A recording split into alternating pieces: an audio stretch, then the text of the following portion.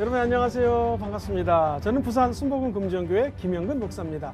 국민복음, 세상을 깨우는 말씀을 통하여 진리와 희망의 말씀, 예수 그리스도의 나라를 확장시키는 말씀이 여러분 마음속에 깊이 아로새겨지는 귀한 시간 되기를 주의 이름으로 간절히 소망합니다. 오늘도 귀한 분들을 패널로 모셨습니다. 우리 박수로 한번 격려하며 맞이하겠습니다. 반갑습니다. 반갑습니다. 다들 한 주 동안 잘 지내셨습니까? 네. 오늘의 주제는 크리스천 부부, 가정에 관한 이야기입니다. 결혼에 관한 이야기입니다. 에베소서는 이론만 얘기하는 것이 아니라 4장, 5장, 6절에 이렇게 사십시오. 감사하는 인생, 성령 충만한 인생 이런 것입니다. 그 얘기를 하며 오늘 5장 22절 이하의 가정에 관한 이야기를 펼칩니다. 먼저 우리 22절 말씀을 같이 한번 읽고 말씀 나누도록 하겠습니다. 22절 시작. 아내들이여 자기 남편에게 복종하기를 주께 하듯 하라. 23절도요. 시작. 이는 남편이 아내의 머리됨이 그리스도께서 머리됨과 같음이니 그가 바로 몸의 구주시니라. 아멘. 아내들이 남편에게 복종하는데 그냥 재밌는 것이 주께 하듯 하라라는 거예요. 이거 잘못 해석하면은 아내를 갖다가 우리 남편들이 어차피 내가 주인이니까 내 마음대로 한다는 개념이 아닙니다. 어차피 못합니다. 못합니다. 네, 그렇죠. 체험하고 있죠? 네. 그래서 하나님이 우리 인간을 지을 때 아내를, 남편을 남자의 갈비뼈를 취했죠. 흔히 농담 반 진담 반으로 남편의 머리뼈를 취해서 만들었으면 아내가 맨날 남편을 짓밟을 것이고 남편의 발뼈를 가지고 만들었으면 맨날 남편이 여자를 짓밟을 거기 때문에 옆에서 뽑아냈다라는 거예요. 그리고 돕는 배필이라고 그랬죠. 이 말은 종속과는 게 관계가 아니라 돕는다라고 하는 것은 상식적으로 내가 아이 공부를 가르쳐 주려면 도와주려면 내가 이 공부에 대한 답을 알아야 되죠. 어떤 면에서는 여인이 아내가 더 지혜로울 수 있어요. 돕는 자가 더 많이 알기 때문이에요. 심지어 보혜사라고 하는 것은 우리를 도와주시는 분이거든요. 그러니까 이 보혜사라고 하는 단어, 돕는 성령님과 아내가 돕는 배필이란 말이 사실은 연결이 됩니다. 그러니까 남편들이 남편에게 복종하기를 주께 하듯 하라 해서 잘못 해석하면 안 된다는 거예요. 또 하나, 이 에베소 전체적인 주제의 흐름은 교회론이에요. 교회론. 교회를 생각했을 때 우리의 신랑 되신 분이 누구시죠? 예수 그리스도. 신랑 되신 예수 그리스도를 신부가 된 우리 모두가 주께 예수 그리스도를 경배하고 찬양하고 순종하는 것처럼 이 땅에 샘플로 가정이라고 하는 거울로 샘플로 그러니까는 쉽게 해서 집으로 치면은 하우스 모델 같은 것이죠. 그 샘플로 가정을 만들었으니 남편은 마치 예수님처럼 제사장 예수님의 직분을 감당하는 것이요. 아내는 신부의 역할을 감당하는 가정교회의 역할을 주님이 얘기하시는 것입니다. 그래서 주 안에서 주께 하듯 남편에게 복종하십시오. 이 말은 잘 알아들으시고 해석을 해야 됩니다. 다시 말해서 남편과 아내는 누구인가? 우리가 이 땅에 살고서 부부로 만났지만 사실은 이것이 가정교회라는 것을 생각해야 되고 아내가 나를 돕는 배필이라는 거 어쩌면서 나보다도 더 지혜로울 수 있다는 것을 기억해야 됩니다. 남자의 재료는 뭡니까? 뭘로 남자를 만들었죠? 흙이요. 여자의 재료는 뭡니까? 뼈. 뼈하고 흙하고 싸우면 누가 이깁니까? 뼈가 더 신제품이죠. 그렇죠? 뼈가 더 단단하죠.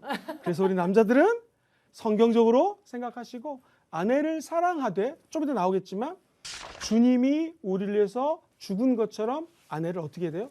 죽는 마음을 다하여 사랑하라는 것입니다. 다시 말해서 아내와 남편은 어떤 관계예요? 엄청나게 사랑의 관계로 엮여졌다는 거예요.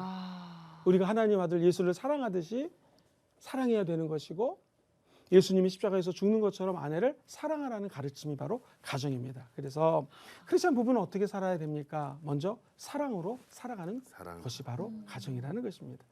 또 하나, 성경학자들이 남편을 갖다가 머리로 아까 읽었던 말씀에 나오잖아요. 이 말씀을 어떻게 해석을 하냐면 순서예요. 순서. 다시 말해서 아담을 먼저 창조하셨고 그 다음에 하나님의 사람 아내 하와를 나중에 창조하셨죠. 그것처럼 계급이 아니라 기원이에요. 순서예요. 창조 질서를 의미하는 거예요. 남편이 먼저 창조되었기에 여기는 머리라고 표현하는 것입니다. 자, 25절도 한번 읽어볼게요. 천천히 볼까요? 시작. 남편들아 아내 사랑하기를 그리스도께서 교회를 사랑하시고 그 교회를 위하여 자신을 어떻게 해요? 주신같이 사랑하라. 남편들은 하나님이 우리를 사랑하듯 아내를 사랑해야 되는데 그 샘플 모델로서 예수님을 보여주신 것입니다. 예수님이 우리 교회를 사랑한 것처럼 내가 아내를 사랑해야 된다는 것이죠. 이게 쉬울까요? 어려울까요? 어렵습니다. 자, 우리 남편 대신 김진 형제님, 이게 얼마나 어려운지 한번 좀 얘기해 보시죠. 수많은 남성 청취자들이 시청자들이 보고 계십니다. 정말 권사님, 집사님이 더 많이 보시겠지만 남편이 아내를 대하는 자세가 사실 낮춰지기가 너무 어려워요. 네. 특히 이제 대부분 남편이 좀 연상인 경우가 많죠. 연상인 경우도 많고 또 밖에 나가서 일을 하고 또 어떻게 보면 치사하지만 경제적인 문제를 내가 책임을 지고 있단 말이에요. 그렇죠. 그러면 아내로서 많은 걸 바라지 않고 인정과 존중을 받고 싶을 때가 있어요. 오빠 고마워요. 그렇죠. 오빠 수고했어요. 뭐 여보 이번 달도 감사합니다. 이러면 좋은데 가끔 아주 보이지 않은 그 작은 나는 틈이라고 생각하는 공격이 아내는 아닐 수 있지만 그렇죠. 무엇이 필요하고 무엇이 지금 있어야 하고 무엇을 가져야 하고 무엇이 변화돼야 된다는 말을 들을 때 한 달간 수고한 나를 위해 위로 한 번만 해주면 안 돼? 라는 정말 막 부탁의 말을 해도 참 이게 서로 그때 이제 보이지 않게 서운하고 나는 또 내 입장에서 위로를 해줘야 되는 입장인데 참 어렵습니다, 목사님. 그렇죠. 네. 저도 이해합니다. 모든 남편들이 다 아마 똑같을 거예요. 비슷할 거예요. 그래서 이 가정교회를 향한 하나님의 메시지가 그 다음 말씀에 보면 기가 막힌 말씀이 나와요. 자, 같이 한번 천천히 26절 읽어봐요. 시작. 이는 곧 물로 씻고 말씀으로 깨끗하게 하사 거룩하게 하시고. 와, 이게 무슨 말인가? 우리가 아내를 사랑하는 게 너무나 어렵습니다. 아내도 남편에게 순종하는 것이 참 어려워요. 그래서 성경은 물침례 받는 것을 이야기합니다. 물로 씻어라. 그럼 물침례라고 하는 건 이제 물세례라고도 얘기를 하는데 원래 예수님은 이제 물침례를 받으셨거든요. 요단강에 풍덩 들어갔다가 나오는 게 침례잖아요. 헬러는 맵타이저라고 하는데요. 물속에 들어간다고 하는 것은 뭘 상징하냐면 내가 예수님과 함께 십자가에 나는 죽었습니다. 우리 기독교는 죽음만 있는 게 아니라 뭐가 있어요? 부활하는 것이죠. 이 아내를 바라볼 때 내가 물침례 받는 것을 기억하셔야 돼요. 아내의 모습을 보고 남편의 모습을 보며 내가 십자가와 함께 죽어야지. 왜 부부싸움이라 합니까? 남편은 남편의 수준으로 요구를 하고 아내는 아내의 수준으로 요구를 하는 거예요. 내 수준이 같다 틀리다? 틀려요. 그러니까 부딪히는 거죠. 만약 두 사람이 내가 예수와 함께 죽었다고 물침례를 받는 마음으로 물속에 풍덩 들어간다면 싸움은 일어나지 않겠죠. 그럼 이런 가정은 그리스도 안에서 부활의 기쁨을 체험할 수가 있는 거죠. 교회도 마찬가지입니다. 다툼이 생겨요. 싸움이 생겨요. 어려움에 봉착할 수가 있습니다. 그때 우리가 물침례 받는 거 기억하셔서 이 가정교회가 교회듯이 우리 교회 성도들이 물속에 풍덩 빠져서 예수와 함께 죽을 수 있다면 모든 문제는 없어지고 부활의 영광이 그 조직과 시스템에 함께하는 것이죠. 그래서 성경은 부부가 너무나 서로 사랑하는 게 어려우니 이 물침례에 대해서 언급을 하고요. 두 번째가요. 말씀으로 깨끗해지라는 것입니다. 사람은 아무리 애를 써도 깨끗해질 수가 없어요. 오직 하나님의 말씀으로 거룩해지는 것이죠. 그러므로 남편과 아내가 가정에서 만났을 때 하나님의 은혜로 만난 가정이라면 사랑이라면 끝까지 말씀을 붙들고 이 말씀대로 순종하다 보면은 우리 안에 있는 나쁜 자화상, 자존감, 자존심 이런 것들이 깨끗이 없어지게 되고 가정교회가 거룩한 가정으로 바뀔 수가 있다는 거예요. 그래서 제가 아는 목사님 가정을 봤더니 세상에 집에다가 말씀으로 도배를 한 거예요. 아니 목사님 뭐 말씀 이렇게 많이 붙여놨냐고 목사님인 거를 뭐 사람들에게 알리려고 그러냐고 그랬던 것이 아니라 저한테 우리가 부부싸움을 많이 해요. 그래서 부부싸움 할 때마다 이 말씀을 보면서 회개도 하고 그래 아내를 사랑해야지. 또 이 세상에 많은 남편이 있지만 그래도 남편이 건강한 거 지금까지 함께 해준 거 감사하니 두 부부가 서로 화목할 수 있다는 거예요. 가정도 교회도 하나님의 말씀이 없이는 깨끗해질 수 없고 화목해질 수가 없는 것이죠. 그러면서 성경은 이야기합니다. 드디어 거룩하게 되었다. 우리가 정결한 신부로 하나님 만나는 날까지 거룩하게 인생을 준비하는 것. 이게 우리 크리스찬의 삶의 태도라는 것입니다. 그러면서 한 단계 더 나가 이 가정을 교회랑 연결시켜요. 27절의 말씀이거든요. 천천히 같이 한번 읽어볼게요. 시작. 자기 앞에 영광스러운 대회로 세우사 티나 주름 잡힌 것이나 이런 것들이 없이 거룩하고 흠이 없게 하려 하시니라. 아멘. 아멘. 예수님이 영광스러우니 우리 신부되는 모든 신부들이 영광스러워야 됩니다. 치장을 해야 됩니다. 그 치장이 뭐예요? 하나님의 말씀이라는 것이죠. 주나 티나 주름 잡히는 것이 없이 거룩한 예수 그리스도의 보혈로 우리를 치장해야 된다는 거예요. 이 머드팩 하는 것을 제가 직접 가서 본 적이 있는데요. 세상에 머드 아시죠? 그 진흙에 빠져가지고 피부가 예뻐진다고 막 덕지덕지 바르더라고요. 그것처럼 저와 여러분들은 예수 보혈로 팩을 해야 됩니다. 예수의 피를 붙이면 우리의 영혼이 거룩해지고 깨끗해지는 것이죠.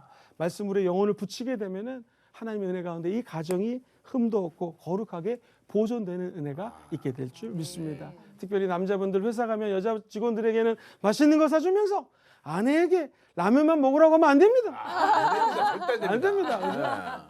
더 좋은 거 사줘야 되고요. 우리 아내분들도 남편이 제일 원하는 것은 집에 왔을 때 반갑게 맞이하는 것입니다. 여보 정말 오늘도 수고했습니다 라고 인사만 잘해도 그 가정은 행복한 것이죠. 그렇죠. 가장 많이 동감하고 있는 분이 계십니다. 은혜 많이 받고 계시네요. 예. 그래서 결국엔 서로를 귀중히 여기면서 살라고 하는 것이 부부관계라는 것이죠. 서로의 차이점을 이해해야 됩니다. 신체적으로 남자는 더 강하죠. 더 충동적입니다. 여자는 약하지만 더 지속적입니다. 심리적으로 남자는 되게 이성적이에요. 객관적이에요. 그래서 우리는 항상 결론을 원합니다. 남자들은. 맞아요. 근데 여자들은 과정을 중요시하죠. 맞아요. 그래서 어쩌고 저쩌고 하다가 결론이 맨 끝에 나옵니다.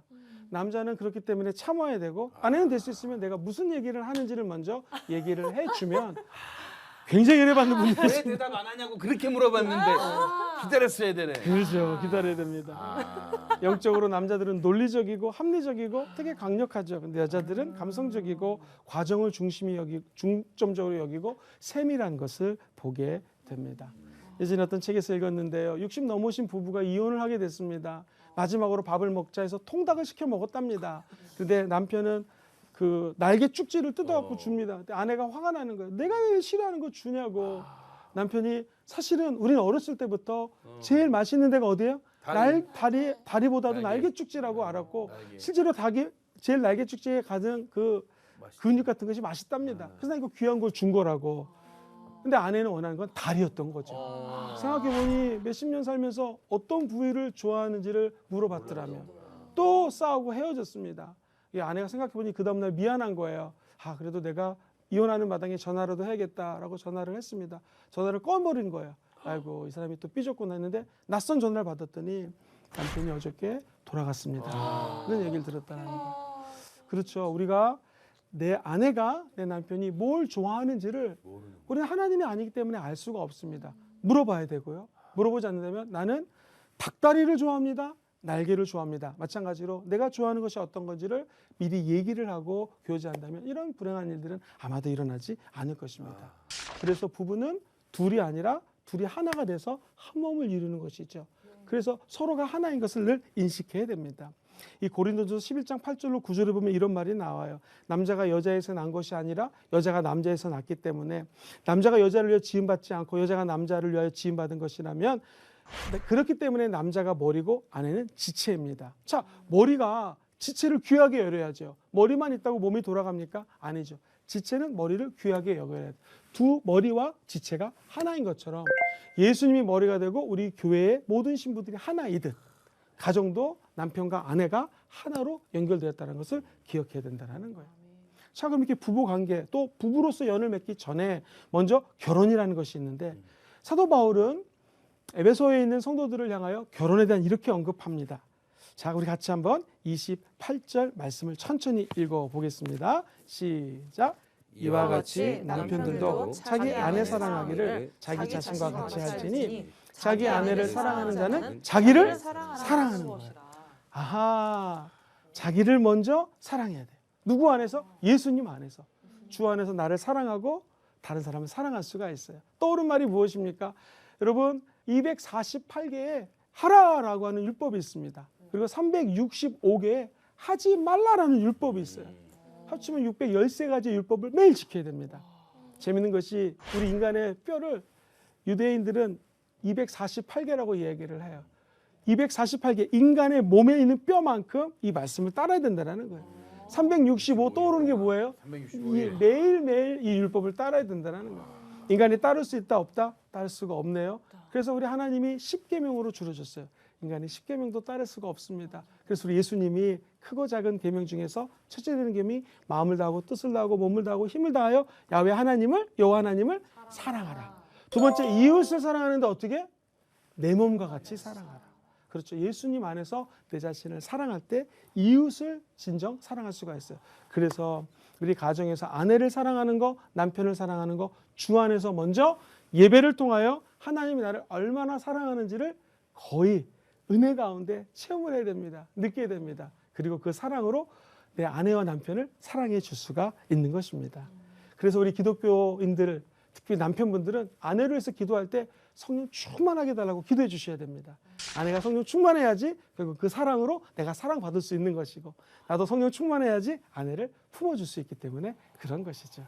오늘 모든 시청하는 성도님들의 가정에 이런 하나님의 은혜와 축복이 깃들기를 주의 이름으로 소망합니다. 29절 말씀도 연여볼까요? 시작. 누구든지 언제나 자기 육체를 미워하지 않고 오직 양육하여 보호하기를 그리스도께서 교회의 함과 같이 하나님. 30절도 읽어보겠습니다. 시작. 우리는 그 몸의 뭐예요? 지체라는 것입니다. 그렇습니다. 지체 의식을 갖지 않으면 가정은 하나 될 수가 없습니다. 야훼 하나님이 모든 것 창조하고 보시기에 좋았더라, 보시기에 좋았더라, 보시기에 좋았더라. 그러나 아담이 독초하는 것이 보시기에 좋지 않게 여기셨어요. 그래서 만든 사람이 누구예요? 아담이죠. 아담을 통해서 누굴 만들었어요? 하와를 창조하신 것이죠. 사랑하는 우리 성도님들, 결혼이라고 하는 단어를 히브리 말로 키두신이라고 하거든요. 이 키두신이라는 말은요, 하나님께 전적으로 바쳐진 봉헌 예물이라는 뜻이에요. 너무 놀랍죠? 결혼이 하나님께 바쳐진 제물이라는 뜻이라는 거예요. 교회가 예수님의 희생 제물을 통하여, 그의 희생 제사를 통하여 교회가 탄생했듯이 가정교회도 두 사람이 만나서 남편과 아내가 하나님께 그냥 봉헌 예물로 드리는 것이 아니라 전적으로 하나님께 드리는 거예요. 이것이 너희가 드릴 영적 예배니라. 너희 몸을 하나님이 기뻐하는 거룩한 뭘로 드려요? 산 제물로 드려라. 우리 사랑하는 패널분들, 하나 둘 셋 하면 박수 한번 쳐보세요. 네. 하나 둘 셋. 지금 살아있기 때문에 박수를 친 거죠. 그렇죠. 이게 살아 리빙이죠. sacrifice라는 것은 제물인데 제물은 죽는 거예요. 산 제물이라는 게 말이 안 돼요. 살아있는데 제물로 드려라. 가정은 지금 살아있지만 남편과 아내가 봉헌 예물로 드려지는 것이 가정교회예요. 성도들이 날마다 예수 안에 공동체로 모여서 예수 죽음을 묵상하고 예수님과 하나 연합되는 것이 바로 교회라고 하는 모임인 것입니다. 그렇다면 결국 결혼의 비밀은 무엇인가? 예수 그리스도께 우리의 모든 것들을 바치는 것이죠. 뭘로? 봉헌 예물로. 그렇게 하면은, 그렇게 생각하면 가정에 대한 올바른 생각이 들게 되고 부부싸움이 좀 줄어드는 것입니다. 자, 그렇다면은 결혼의 비밀은 무엇인가? 31절에 그 비밀이 나와요. 이것은 우리 예수님이 언급하셨던 말씀이기도 하고 우리가 잘 아는 창세기에 나오는 말씀이에요. 같이 읽어보겠습니다. 시작. 그러므로 사람이 부모를 떠나 그의 아내와 합하여 그 둘이 한 육체가 될지니. 창세기 2장 20절 말씀하고 거의 똑같습니다. 남자가 부모를 떠나야 되고 아내와 합하야 되고 한 몸을 이룰지다. 그래서 세 가지 법칙이 존재합니다. 한번 따라해볼까요? 떠남. 결혼은 떠남입니다. 떠남. 부모를 떠나는 거예요. 영적으로 떠나야 되고 육체적으로 떠나야 되고 가능하면 경제적으로도 부모를 떠나는 거예요. 부모에게 의존하는 것을 떠나는 것이 바로 결혼입니다. 그래서 성경도 부모를 떠나라. 두 번째는 무엇입니까? 한번 따라해볼까요? 연합. 그 아내와 합하여. 이 연합한다는 말이 재밌습니다. 본드, 악교 본드 같은 건데요. 여기 A라고 하는 물체랑 B라는 물체를 붙이는 게 연합이에요. 자, 상식적으로 얘랑 얘를 붙이려면 제일 먼저 뭐 해야 돼요? 양쪽 면을 먼저 닦아야 되겠죠. 정말 잘 붙기 위해서는 한 남자와 아내가 예수의 보혈로 닦여야 됩니다. 그래서 예수 믿는 사람, 보혈의 은혜를 체험한 자들이 만날 경우에는 두 사람이 잘 붙게 되는 것이죠. 믿지 않을 경우에는 보혈의 은혜가 없기 때문에 그 꺼끌꺼끌한 분이 붙게 되면 언젠가는 떨어질 수도 있다는 그런 영적인 의미가 있어요. 또 하나 연합이라고 하는 것은 두 사람이 악교풀로 붙인 거예요. 하나님이 붙였으니까 사람이 뛸 수 있다 없다? 떼어낼 수가 없는 것이 결혼입니다. 부모를 떠나 악교풀로 붙인 것 같이 연합되는 것이 결혼이다. 하나 더 나아가서 한번 따를까요? 한 몸 한 몸. 떠나고 둘이 연합이 되고 완전히 붙어지면 이제 한 몸이 되는 거예요. 남편과 아내. 결혼이란 것은 사실은 한 몸이 된다는 것은요. 섬김이라는 비밀로 가능합니다. 예수님이 인자가 온 것은 섬김을 받으러 온 것이 아니라 도리어 섬기려 하고 우리를 위하여 자기의 생명을 아낌없이 준 것처럼 만약 남편이 아내를 이 섬기는 마음으로 섬길 수 있다면 그 가정은 행복한 것이죠. 거꾸로 아내가 내가 받으려고 하는 것이 아니라 섬기려고 하면 그 가정은 행복해지는 거예요. 부모를 떠나 내가 예수님께로 받은 사랑으로 남편을 섬기는 것, 아내를 섬기는 것, 이게 결혼의 핵심 진리라는 것이죠. 또 하나, 아내를 바라볼 때 부족한 면이 보일 겁니다. 그때는 어떻게 생각하게 되면 이것 때문에 나를 만나게 하셨구나. 긍휼히 여기고. 국률이 얘기가 되는 거죠. 거꾸로 아내들이 바라볼 때는요. 남자의 부족한 것이 너무나 많이 보입니다. 이 부분 때문에 나를 만나게 했구나 하면서 돕는 배필로 남편을 돕느라는 것이죠. 그래서 모든 인간은 완벽하지 않기 때문에 내 기준에 초점 맞추는 것이 아니라 이런 사람을 만난 것은 하나님이 이분의 부족한 것을 도와주라고 만났다라는 거. 그거 기억하면 좋습니다. 네. 정말 해서는 안 되는 질문이고 네. 모든 청년이 이런 질문을 했었다는 거예요. 네. 정말 내 배우자가 하나님이 정해주신 배우자가 맞을까라는 어. 고민을 하게 되는 거예요. 네. 엄청 많아요. 왜냐면 결혼하고 난 다음에 네. 맞아. 분명히 하나님께 기도하고 응답을 받았다고 생각을 했고 네. 나는 하나님이 붙여주신 배우자야라는 확신을 가지고 결혼을 했는데 결혼 이후에 내가 혹시 욕심을 낸 건가? 나한테 과한 여자인가 아니면 잘못된 선택이었나 이런 고민을 할 수가 있잖아요. 그렇죠. 그럴 때는 어떤 방식으로 해결을 해요? 그래서 저도 이제 주례를 많이 했거든요. 네. 주례할 때마다 쓰는 표현이 있습니다. 결혼하기 전에는 두 눈을 크게 뜨십시오. 결혼하고 나서는 한쪽 눈을 감으셔야 됩니다. 그죠? 결혼하기 전에는 기도 많이 하고 하나님이 나를 향한 배우자인지 아내지를 기도를 많이 하고 찾아야죠. 근데 일단 결혼했으면 한쪽 눈을 감아야 돼요. 그 말은 뭐예요? 그렇죠. 한쪽 눈을 감는 것은 부족한 게 보여도 감아줘야 되고요. 연약할 때도 눈을 감아줘야 되고요. 본 곳이 있어도 때로는 못 본 척 해줘야 되고요. 그 전까지 하나님의 뜻이 맞아서 결혼한 것이라면 이제는 그 사람의 단점까지도 품어줄 수 있는 것이 하나님이 택한 가정이라는 것이죠. 그게 반대로 되니까 문제가 되는 거예요. 그렇죠. 결혼 전에는 두 눈을 막 멀어가지고 그죠? 한쪽 눈 감고 막 사귀다가 결혼하고 나면 막 두 눈을 뜨고 이것도 안 해줘. 아니 여자가 밥도 안 차려줘. 남편 월급 이렇게 작아. 저희 집에 왔다 가셨나요? 어디야? 그 신방을 한번 가도록 하겠습니다. 놀러 오세요. 자 보세요. 내가 부모를 떠나는 것도 떠남이잖아요. 네. 가정을 잘 섬기기 위해서, 부모를 잘 섬기기 위해서 떠나는 것입니다. 기독교는 호두의 종교입니다. 부모를 떠난다고 해서 완전 떠나는 것이 아니라 떠남의 목적이 부모님을 잘 섬기기 위해서. 두 사람이 연합을 합니다. 왜 연합을 해요? 두 사람이 잘 섬기기 위해서. 두 사람이 한 몸을 이뤘네요. 뭐 하기 위해서? 잘 섬기기 위해서. 아내를 섬기고 남편을 잘 섬기기 위해서. 하나님은 아까 악유풀을 붙인다고 그랬잖아요. 네. 요 풀 같은 존재가 바로 그것이 바로 섬김이라는 거예요. 섬김이 들어가면 부모와의 관계도 더욱더 결혼하고 난 다음에 양가 부모님과 화목이 될 것이요. 아내와도 자녀와도 섬김이라는 것이 들어가게 되면은 맛있는 음식이 되는 것 같은 양념 효과가 나타난다는 것이죠. 그래서 가정 더 이상 나의 이기적인 구성원들로 모이는 곳이 아니라 하나님의 섬김이 깃드는 가정, 그런 가정 되기를 주의 이름으로 소망합니다. 아멘. 자, 이번 강의를 통해서 느낀 거나 질문 같은 게 있으시면 사실 저는 이 5장 말씀이 정말 대표적으로 이제 그 지금 오늘 본 말씀이 딱 그 부부들 간에 이렇게 막 성경에 이렇게 써 있는데 너는 이렇게 안 하고 그렇지. 이렇게 하는 그렇죠. 정죄한 역할을 되게 많이 악용하지. 썼었잖아요. 네. 근데 그런 부분에 대한 말씀도 있는데 이 바울 선생님 사실 결혼 안 하셨잖아요. 그렇죠. 약간 뭐야 자기는 결혼 안 해놓고서 지금 이렇게 막 하는 게 너무 웃기고 근데 잘 생각해 보면 그러니까 바울 선생님도 결혼을 안 하셨는데 여기서 말하는 걸 보면은 결혼을 하는 게 굉장히 성경적이다. 근데 당신께서는 결혼 안 하시단 말이죠. 근데 요즘 세대가 보면 또 3포 세대라고 그렇죠. 그 중에 하나가 결혼을 포기하고 아예 비혼 나는 결혼을 안 하고 살겠다라고 이렇게 얘기하는 주변의 친구들 되게 많거든요. 제 많죠. 주변 사람들도 너무 많고 그냥 요즘 세대를 보면은 결혼을 하면 뭐 불행한 거다.